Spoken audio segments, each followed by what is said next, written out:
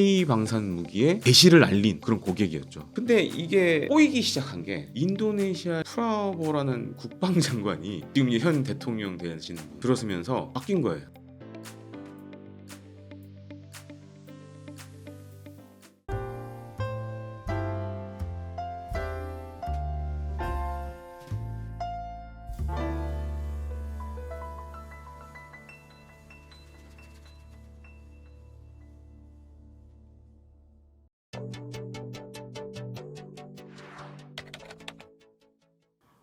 우리나라 이 K 방산, 지금은 K 방산이라고 많이 얘기하는데 K 방산이 그 이번에 우크라이나전이 터지면서 정말 세계적인 방산이 돼버렸어요. 이제 제가 21년도에 취재 때문에 저기 창원에 있는 어떤 중소기업을 방문한 적이 있었어요. 21년도만 해도 정말 K 방산 상황이 정말 안 좋았어요. 최악이었어요. 그래서 그때 제가 창원에 취재했던 이유가 뭐였냐면 K2 전차 추가 양산을 해야 되는데 이게 자꾸 지연이 되는 거예요. 그냥 이제 앞에서 양산이 되고 바로 이어져서 양산이 되면 사실은 크게 문제가 안 되는데 여러 가지 절차적 문제 때문에 지연이 자꾸 되는 거예요. 잘못하면 이게 한 1년 놀아야 될 상황이 돼버린 거예요. 또 K2 전차가 파워팩 문제 때문에 한 진짜 1년 논 적이 있거든요. 공장이나 중소기업들 1년 논 적이 있어요. 정말 피눈물을 다 그때 흘렸는데 그때 이제 갔던 데가 이제 K2 전차의 중요한 구성품을 납품하는 중소기업 사장님을 이제 협의회가 있어요. 협의회 가서 이제 몇몇 사장님들하고 인터뷰를 했었는데 그때 그러했어요. 이번에 이거 안 되면 우리 회사 접을 거다. 안 할 거다. 왜냐면 지난번에 한 1년을 그렇게 한번 논 적이 있기 때문에 아니 그 이제 사장님들 입장에서 1년을 아무것도 안 하고 직원들 월급을 줘야 되는 건데 이거 문 닫아야죠. 상식적으로 봤을 때는. 그런 상황들이 있었어요. 21년도에. 저는 이제 22년도에 한국항공우주산업에 입사를 했는데 당시 카이도 그렇게 상황이 좋은 게 아니었어요. 지금 말레이시아 수출해야 된다라고 막 말은 하고 있는데 진전이 그렇게 막 있는 것 같지는 않고 그때 제가 이제 카이 들어가기 전에 2년 전부터 말레이시아 수출을 얘기했었거든요. 근데 말레이시아 수출이 뭐 이제 작년에 되긴 됐지만 그것도 얘기 나온 거하고 한 거 종합해 보면 거의 5년 이상 걸렸어요. 이제 그런 상황이었어요. 22년도에. 그래서 근데 우크라이나전이 빵 터졌잖아요. 그래서 그때 저는 그 생각했거든요. 자, 저 전쟁이 터지면 과연 우리나라가 수혜를 볼 수 있을까? 했었거든요. 근데 4월쯤 됐는데 폴란드에서 연락이 온 거예요. 근데 이제 좀 더 비하인드 스토리를 말씀드리자면 딱 터지니까 그때 이제 현대로템 같은 경우 지금 K2 전차를 만드는 현지에서 가장 먼저 정보를 입수했어요.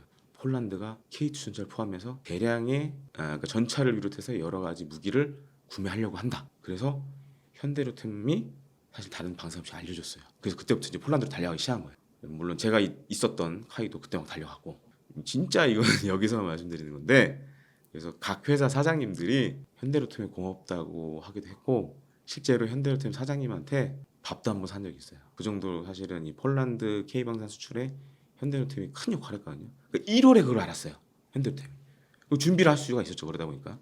저 같은 경우에는 카이 다니고 있었는데 4월인가 그때 갑자기 폴란드에서 컨퍼런스 콜을 한다는 거예요. 폴란드 정부가. 그래서 드디어 뭔가 오는구나.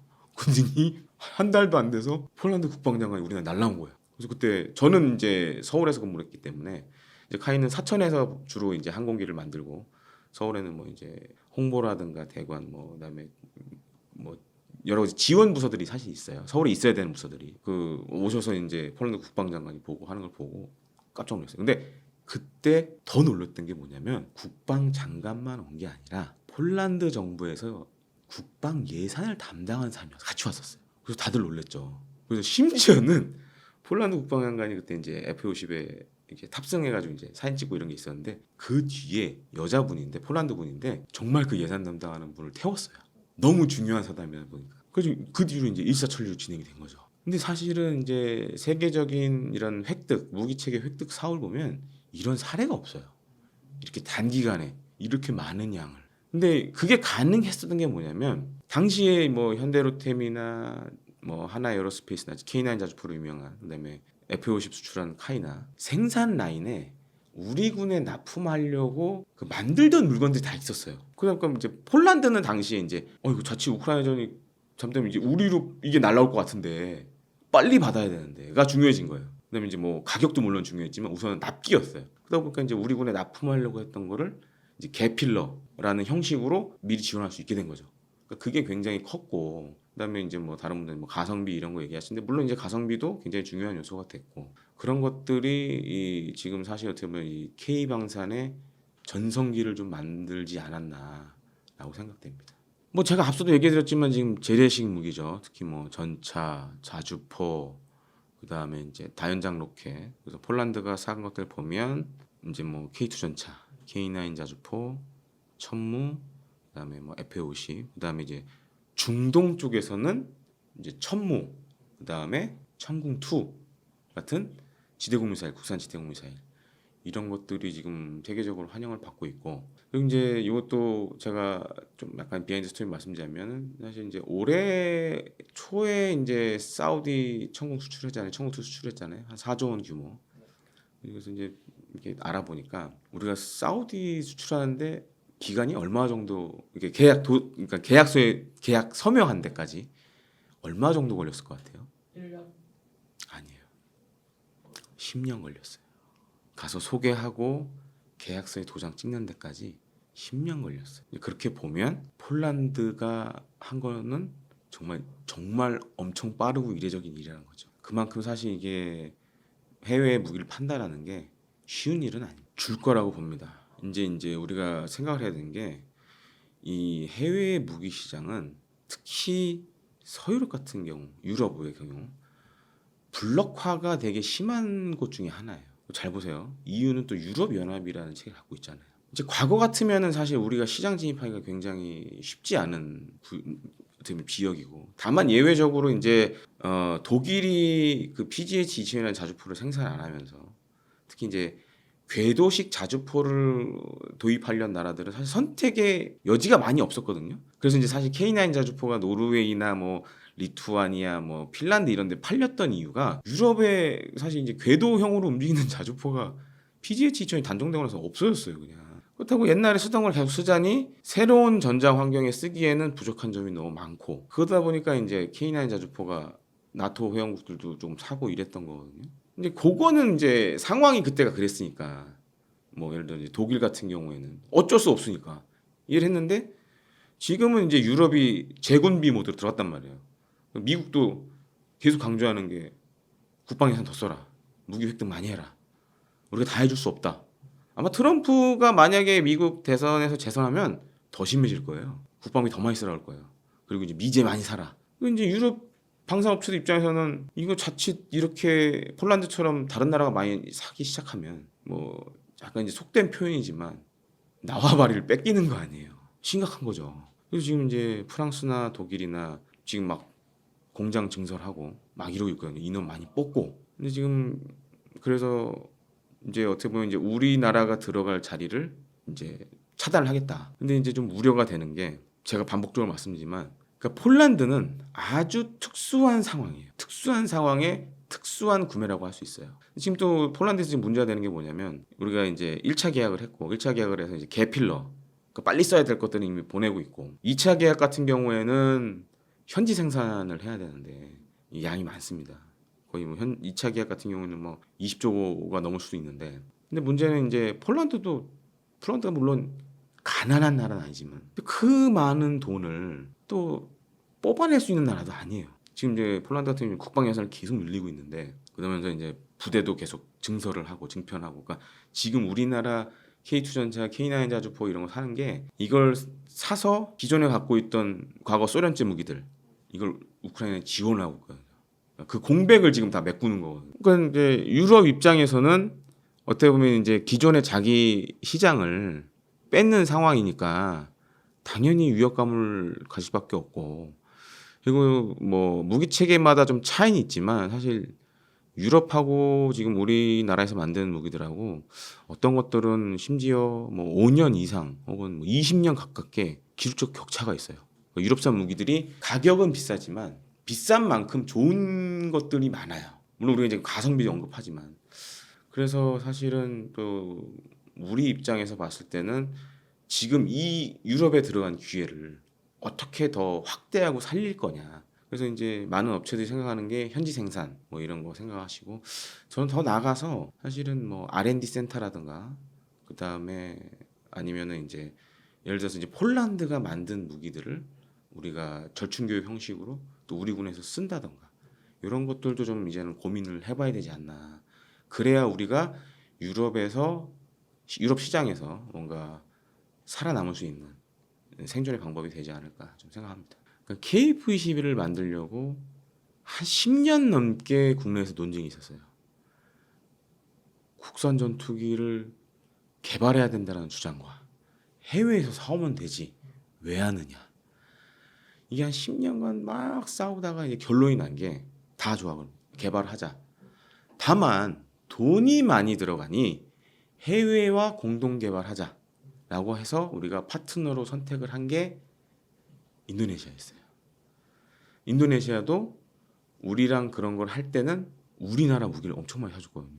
그러니까 이제 우리 지금 이제 수출 시장에서 활약하고 있는 T-50을 가장 해외 나라 중에 가장 먼저 사준 나라가 인도네시아예요. 그리고 국산 잠수함이 제일 먼저 수출된 나라도 인도네시아였고 과거서부터 그러니까 인도네시아가 어떻게 보면 우리 K 방산 무기의 개시를 알린 그런 고객이었죠.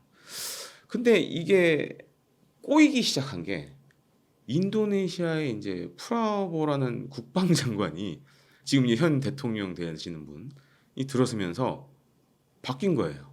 그러니까 이제 당시 대우조선해양 지금 현 하나오션이 그때 인도네시아의 잠수함을 6척을 하려고 했는데 인도네시아가 3척은 했고 3척을 추가로 하려고 그러는데 이 프라보 국방이 딱 나타나더니 이거는 인도네시아 군이 생각하는 작전 요구 성능과 너무 먼 것 같다. 그게 돼버린 거야. 스톱이 돼버린 거야. 그러더니 KF-21 분담금 문제도 지지부진해지기 시작하는 거죠. 그러니까 인도네시아의 그 프라보 장관 입장에서는 KF-21은 2026년이나 돼야 나오는 전투기고 또 한 가지로는 공대공 임무밖에 못하니까 블록 1 같은 경우에는 그러니까 이제 아니 그 돈이면 차라리 다른 나라 전투기를 사는 게 인도네시아 그러니까 국방 입장에서 봤을 때는 더 좋은 거 아니야? 물론 거기에는 이제 본인이 대선에 나가기 위해서 정치 자금을 마련하기 위한 것도 있었고 그러다 보니까는 선택을 했죠. 라팔 전투기를 한 40대 사고 그다음에 이제 우리나라 잠수함 살려고 했던 것도 프랑스 잠수함을 사기로 했고 최근에는 또 작년 같은 경우에 F-15 전투기도 추가로 한 20대 살려고 그러고 그래서 사실 제일 우려되는 그러니까 지금 이제 네티즌 분들이나 이거 보시는 분들이 개발비 안 냈네 뭐 이러면서 이제 인도네시아를 막 지탄하는 거 다 이제 그런 이유 때문이죠. 근데 저는 더 우려가 되는 게 개발비는 사실 뭐 막 이 지금 밖에서 생각한 것처럼 그렇게 걱정은 안 해요. 그러니까 전투기 개발비를 대는 방식은 여러 가지가 있습니다. 직접 개발비를 대는 방식도 있고 전투기를 구매하면서 거기서 n분의 1로 내는 방식. 그러니까 전투기 가격에 개발비를 포함해서 하는 거죠. 근데 지금 가장 우려가 되는 게 KF-21의 개발 분담금이 문제가 아니라 그럼 인도네시아가 한 40대를 산다고 그랬어요. KF-21을. 근데 지금 돌아가는 상황을 보면 프라보 대통령이 만약에 집권을 계속하고 최근에 이런 한국과의 관계를 봤을 때는 안 살 가능성이 높다라는 거죠. 그리고 인도네시아 특히 이제 프라보 국방장관 있을 때 전투기 사는 데만 20조를 썼어요. 20조 넘게 썼어요 지금. 그러니까 아주 간단히 생각해보세요. 우리 공군이 전투기를 갑자기 한 해에 전투기 사는데 20조 썼다. 생각해보세요. 과거에 제가 이제 FX 1차 사업도 취재를 했었고 3차 사업도 이제 취재를 했었는데 3차 사업이 7조 4천억인가 그랬어요. F-35들이 오는 게. 그것도 그런 사업을 할 때가 되면 난리가 납니다. 그러니까 이제 예를 공군이 사업하면 육군 해군이 막 난리가 나요. 근데 이제 인도네시아는 어차피 프라보가라는 사람이 다 가지고 있기 때문에 그런 일은 없다라는 거죠. 그 사람이 삐리 꽂히면 그대로 가는 거예요 그냥. 그러니까 인도네시아가 아주 가난한 나라는 아니지만 그렇다고 우리나라처럼 잘 산 나라가 아니잖아요. 전투기사는데 20조를 태웠다? 근데 물론 20조를 한 번에 다 내는 건 아닙니다. 보통 이제 우리가 전투기 구매를 하다 보면 우리가 뭐 미국에서 전투기 사온다 그러면은 뭐 몇 년간에 걸쳐서 한 뭐 길게는 10년, 짧은 거는 이렇게 할부 방식으로 내는데 그럼 이제 인도네시아 공군 같은 경우에는 전체 예산의 거의 제가 봤을 때는 대부분을 그 20조 예산을 쓰는데 다 써야 되는데 그럼 과연 KF-21 40여 대를 사줄 수 있을까요? 돈 내고? 안 그럼 그 이제 이거는 정말 최악의 시나리오고 두 번째로는 사요. 사는데 수출금융 얘기를 하겠죠. 수출금융 100% 지원해 주세요. 그러면 예를 들어서 KF-21이 얼마 전에 계약을 했지만 뭐 정확한 계약 금액은 제가 잘 모르겠어요. 근데 추정치입니다. 이거는 추정했을 때 대당 1,000억 정도로 보거든요. 무장 다 빼고 뭐 그냥 뭐 전투기 자체 엔진 끼고 뭐 이런 거 무장은 빼고 그 부수적인 옵션들을 빼고 순수한 전투기 가격을 한 1,000억으로 예상을 하는데 한 40대 생각하면 거의 4조 넘는 돈 아니에요. 그리고 이제 보통 내수에서 쓰는 것보다 해외로 수출되는 경우에는 가격이 좀 더 올라갑니다. 그러면 뭐 4조 원 이상 혹시 뭐 많으면 5조 원까지 갈 수 있는데 그 돈을 우리 세금이 들어간 수출금융 지원을 통해서 살 수도 있다라는 거죠. 네. 그나마 그거는 그래도 괜찮은 시나리오예요. 물론 이제 받아들이시는 분의 입장에 따라 다를 수 있지만. 그 또 한 가지가 우리 KF-10 필요 없어. 대신에 우리가 지금 이제 T-50을 쓰고 있으니까 T-50 같은 전투기 몇 대 더 살게. 그리고 끝내자. 그럼 한 이제 1조, 2조 정도에서 딱 하고 끝낼 수도 있는 거죠. 근데 지금 이제 제일 우려가 되는 게 특히 K방산에 있어서 그러니까 전통적인 시장이었던 동남아 시장에 유럽 방산업체들이 지금 많이 들어와요. 특히 동남아 시장은 지금은 터키도 그러니까 군함 사업 같은 경우에 보면 최근에 말레이시아가 터키 초계함 수주했거든요. 계속적으로 좀 터키가 굉장히 이제 터키가 어떻게 보면 이제 말레이시아도 이슬람 국가도 터키도 이슬람 국가잖아요. 그런 게 또 있어요. 그러다 보니까 이제 터키가 적극적으로 지금 동남아 시장에 들어오고 있고 그다음에 이제 유럽 회사들 같은 경우에는 잠수함이라든가 수상함 그러니까 전통적으로 우리가 동남아 시장에서 좀 강했던 부분에서 지금은 이제 역전이 돼버렸죠. 물론 이제 우리가 HD 현대중공업이 필리핀의 초계함 사업이라든가 호위함 사업을 수주했지만 다른 나라 같은 경우에는 다 뺏기고 있어요. 그게 좀 사실 좀 우려가 되는 상황이에요.